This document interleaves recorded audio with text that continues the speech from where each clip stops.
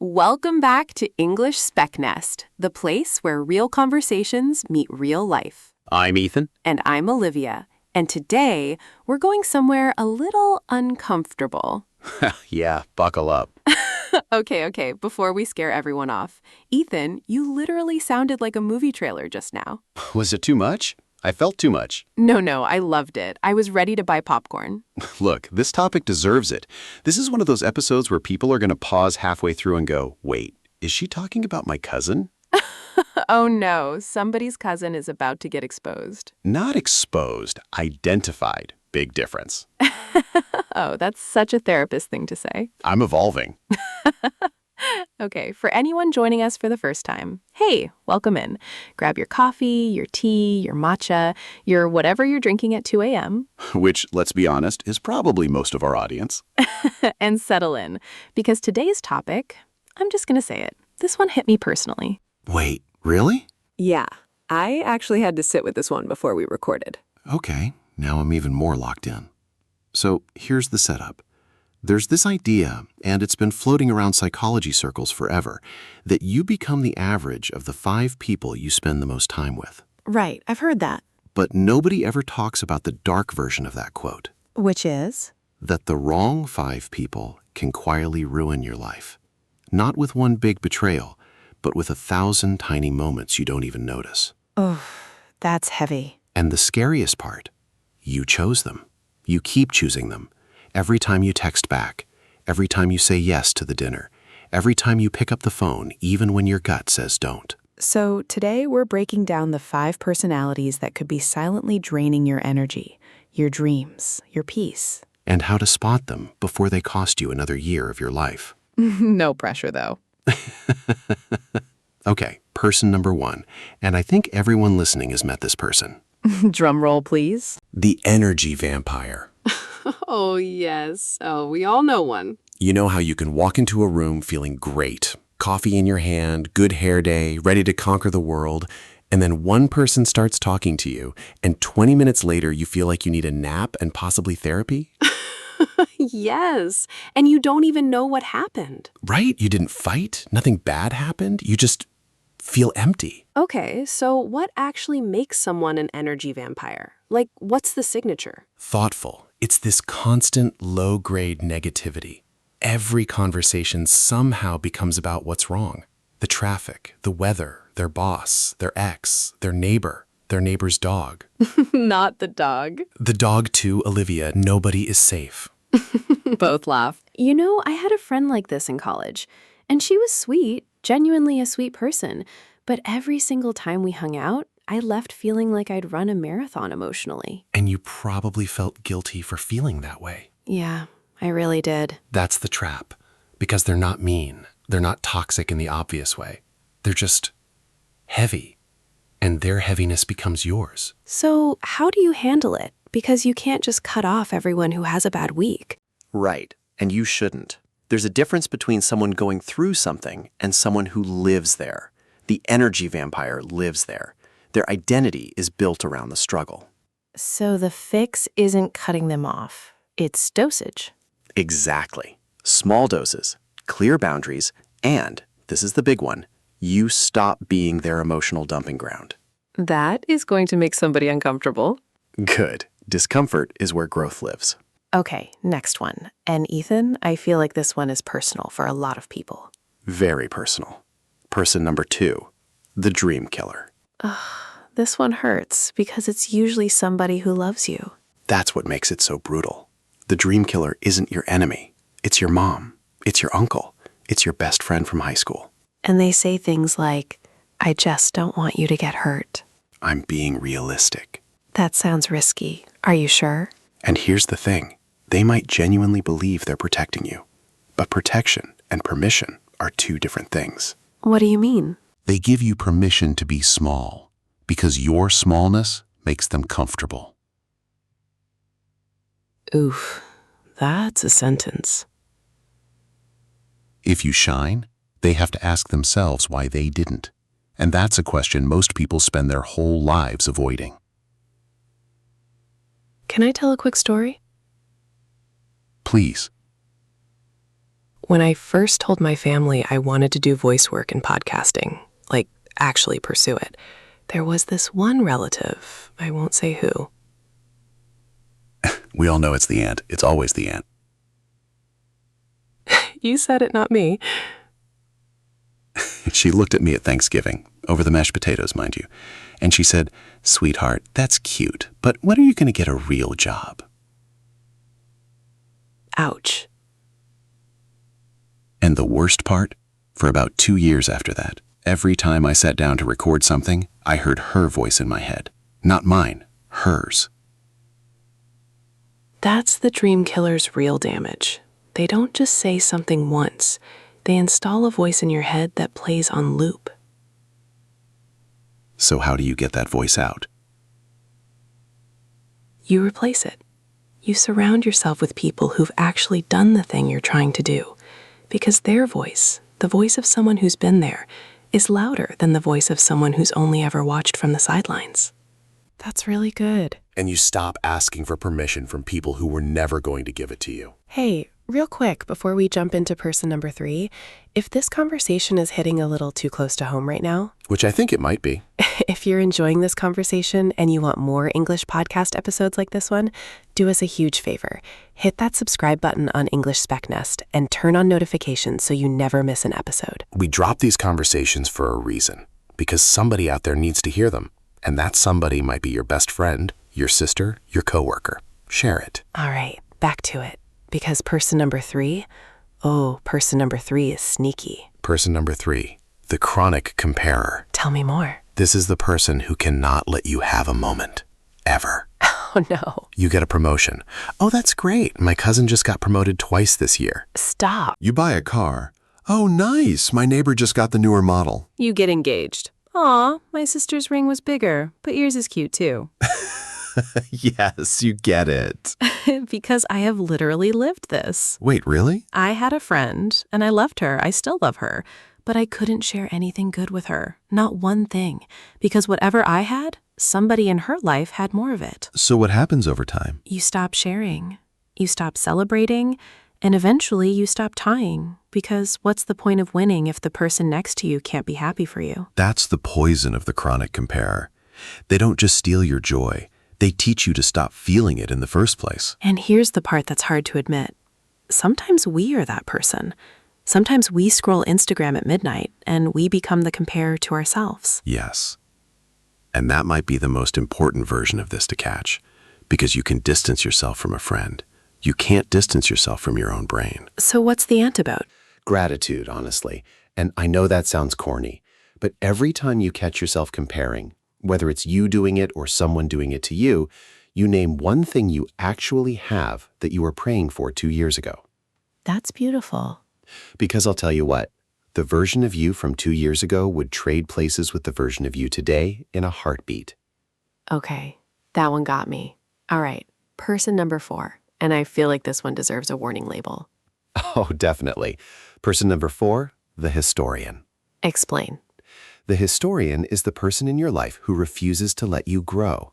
They keep a mental scrapbook of every dumb thing you ever did, and they'll pull it out at the worst possible moment. Oh, I hate this person already. You're 32, you've got your life together, you're crushing it, and they'll bring up that time you cried at a school dance in 2009. Why is that so specific? Because we've all been that kid at the dance, Olivia. But seriously, why do people do this? Because when you grow, they have to grow too. And if they can't, they'd rather drag you back than climb up. That's such a sad way to live. It is. And what's crazy is they usually don't even know they're doing it. They think they're being funny. They think they're keeping you humble. Keeping you humble. That's such a Trojan horse of a phrase. Oh, it's the worst one, because it disguises sabotage as love. So what do you do? Because you can't just erase your history. You don't have to erase it. You just stop letting it define you. When they bring up old Ethan, you say, "Yeah, I was that guy, and here's who I am now." And you move on. You don't defend. You don't argue. You just don't take the bait. Because if you argue, you're admitting the old version is still in charge. Exactly. And the truth is, the person who knew you 5 years ago doesn't know you anymore. Nobody does. Not even you sometimes. Okay, that's a beautiful reframe. Okay. Person number 5. And Olivia, this is the hardest one. I had a feeling. Because person number 5 is you. Oh. The mirror. The version of yourself that agrees with the vampires. That listens to the dream killer.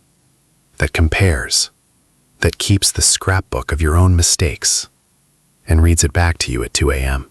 Yeah, that one lives rent-free. And here's the thing.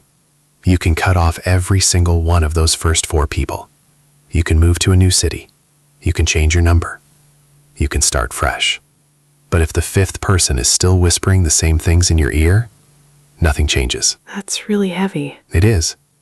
But it's also the most hopeful one. How? How? Because you actually have power over this one. You can't change the ant, you can't fix the friend, but you can, slowly, patiently, one thought at a time, change the voice in your own head. And how do you start? You start by talking to yourself the way you talk to somebody you love. Because if a friend came to you and said, I feel behind in life, I feel like I'm failing, you would never say what you say to yourself in the mirror. Nope, never. So why do we do it to ourselves? Because nobody ever taught us not to. Exactly. Reflective. Can I get vulnerable for a second? Please. There was a season of my life, maybe like 3 years ago, where I couldn't figure out why I felt so stuck. Like on paper, everything looked fine. Good job, good friends, everything. But every single week, I felt smaller. And I kept blaming myself. I kept thinking, what's wrong with me? Why can't I be happy? Everybody else is happy. Yeah. And then one day my therapist asked me this question. She said, Olivia, if you were to write down every person you talked to this week and how you felt after, what would that list look like? And what did it look like? It was ugly, Ethan. It was really ugly. Yeah. Because I realized I was spending most of my time with people who made me feel less than I actually was. Not because they were bad people, but because they were the wrong people for the version of me I was trying to become. That's the part nobody tells you. It's not always about bad people versus good people. Sometimes it's about wrong season people. People who fit who you were, but not who you're becoming. Yes, exactly. And letting those people go, even when they didn't do anything wrong, is one of the hardest things you'll ever do. But you have to, because the alternative is staying the same forever. And that's not living. That's just existing on repeat. That's the whole episode right there. Okay.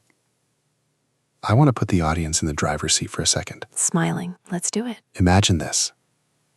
You're at a coffee shop, and you find out through some magical little app on your phone exactly how each person in your life makes you feel. Every text, every call, every dinner, all of it. Okay. And the app gives you one number, just one.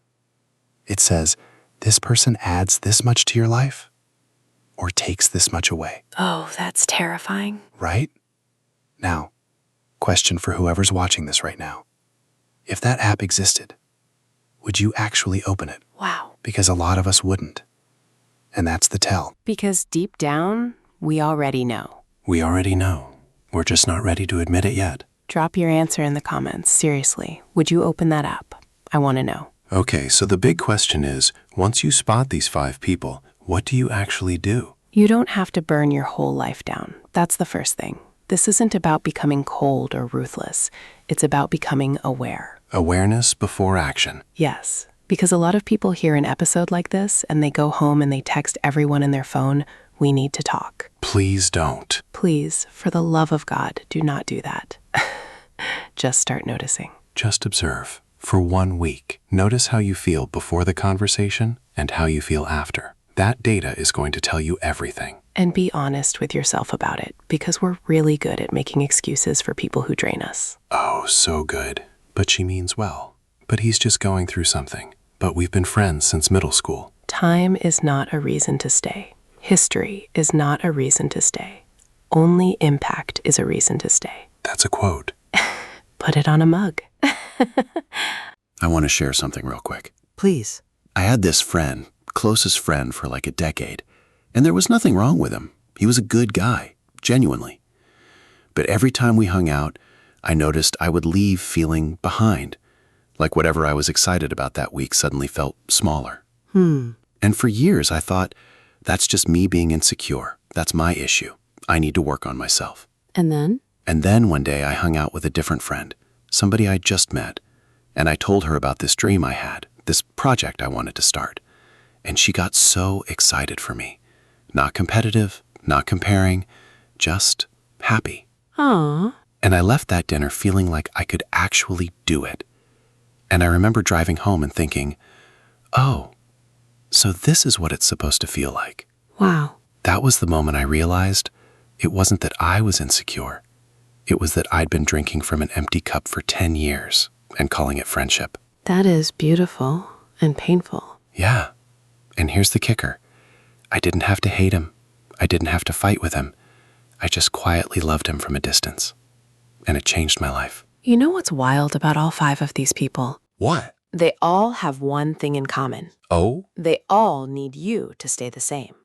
Say that again? They all need you to stay the same. The vampire needs you to keep listening. The dream killer needs you to keep doubting. The comparer needs you to keep competing. The historian needs you to keep apologizing. And the mirror, the version of you inside your own head, needs you to keep believing that you can't change. Whoa. So the moment you start changing, they all start pushing back. Not because they're evil, but because your growth threatens the story they've built around who you are. That is such a good point. And it's why change feels so lonely at first. Yes, because when you level up, some people around you are going to feel like you left them behind. And that's okay. That's actually a sign you're doing it right. Growing pains aren't always physical. Nope. Sometimes they're social. So here's what I want everybody listening to take away tonight. Yes, let's land this plane. You are not stuck because you're lazy. You are not stuck because you're broken. You are not stuck because you're not talented enough or smart enough or lucky enough. You might be stuck because you're standing in a room with the wrong 5 people. Yeah. And the day you walk out of that room, everything changes. Not overnight. It's slow. It's uncomfortable. Sometimes it's really lonely at first. But it's real. And it's yours. You know, we started this episode with a pretty heavy hook. But here's the truth. The point of tonight wasn't to scare you. It wasn't to make you angry at anyone. It was to remind you that you have more control than you think. Over your energy, over your circle, over your future. And over the voice in your own head. Especially that one. All right, friends. We're going to wrap it up here. But not before we ask, because we always ask. What do you think about this topic?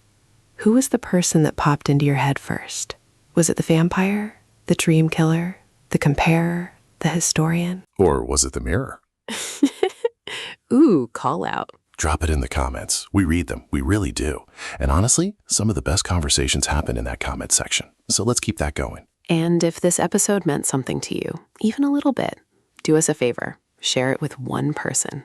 Just one. Because somebody in your life is probably needing to hear this exact conversation right now, and they don't even know it yet. And of course, if you're not subscribed yet, come hang out with us. Hit that subscribe button on English SpekNest, turn on notifications, and we'll see you in the next one. Take care of yourselves out there. Choose your 5 carefully. Protect your peace. And remember, you are not the storm. You are not the noise. You are not the 5 people around you. You're the one who gets to walk out of the room. I'm Ethan. I'm Olivia. And this was English SpekNest. We'll see you soon.